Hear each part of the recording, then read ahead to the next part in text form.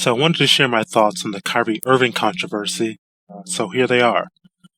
For centuries, Westernized organizations have declared that the ancient Kemetyu, otherwise known as the foundational ancient Egyptians, were white, European, Eurasian, or Levantine.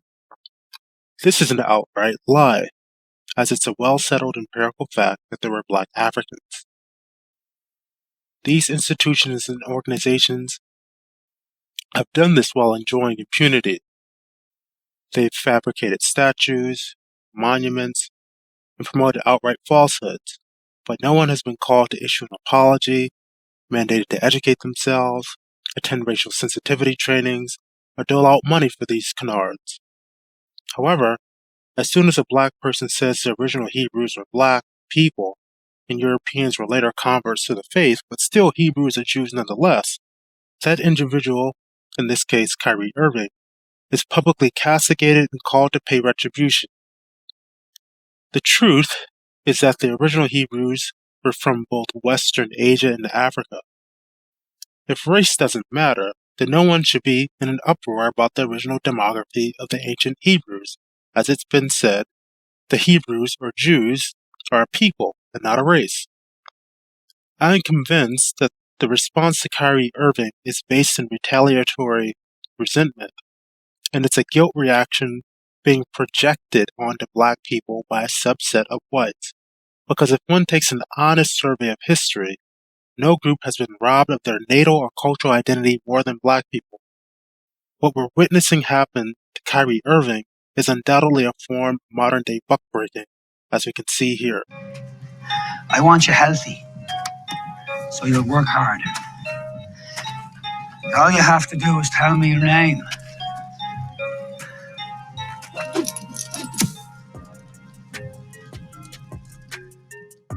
Kyrie, for the record, do you have any anti-Semitic beliefs? Again, I'm going to repeat. I don't know how the label becomes justified because you guys ask me the same questions over and over again. But this is not going to turn into a spin around cycle of questions upon questions. I told you guys how I felt. I respect all walks of life and embrace all walks of life. That's where I sit. I think what people want to hear, though, is just a yes or no on that question. Yes or no. I cannot be anti-Semitic if I know where I come from. What does that mean? I cannot be anti-Semitic if I know where I come from. Your name is Toby. Now tell me your name.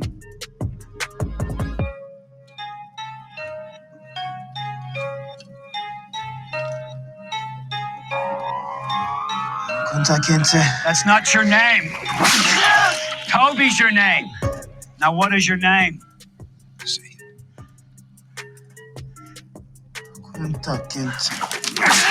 Right. Are you sorry for the hurt that your post caused people? I'll take my responsibility for posting that. Some things that were questionable in there, untrue. Like I said, and the first time you guys asked me when I was sitting on that stage, I don't believe everything that everybody posts. It's a documentary. So, I'll take my responsibility. It seems like Adam sort of wanted to hear the word "I apologize," or in your mind, you said, "I didn't mean to cause any harm." Were you apologizing, or did you not? I didn't mean to cause any harm. I'm not the one that made the documentary. What are the specific things in the documentary that you don't believe are true and that you don't believe represent your morals? I think some of the criticism of the Jewish faith in the community, for sure. Some points made in there that were unfortunate. Kyrie, are you surprised that you did hurt people? Surprised that I did hurt people? Are you surprised that reaction and some of the things that you did hurt people? Yeah, I think I can ask a better question. It's just, where were you when I was a kid, figuring out that 300 million of my ancestors are buried in America? Where were you guys asking those same questions when I was a kid learning about the traumatic events of my familial history and what I'm proud to come from and why I'm proud to stand here and why when I repeat myself that I'm not going to stand down, it has nothing to do with dismissing any other race or group of people. I'm just proud of my heritage and what we've been through. And the fact that this has pinned me against the Jewish community. And I'm here answering questions of whether or not I'm sorry or not on something I didn't create. And it was something I shared. And I'm telling everybody I'm taking responsibility. Then that's where I sit. So, you know, these same questions that you guys ask, me dealing with it as being a melanated, pigmented person all around the world and dealing with racial biases against my skin color, demeaning me because of my religious beliefs, and I'm still sitting in the seat standing. So I take my full responsibility. Again, I'll repeat it, posting something on my Instagram or Twitter that may have had some unfortunate falsehoods in it. But I also am a human being that's 30 years old, and I've been growing up in a country that's told me that I wasn't worth anything, and I came from a slave class, and I come from a people that are meant to be treated the way we get treated every day.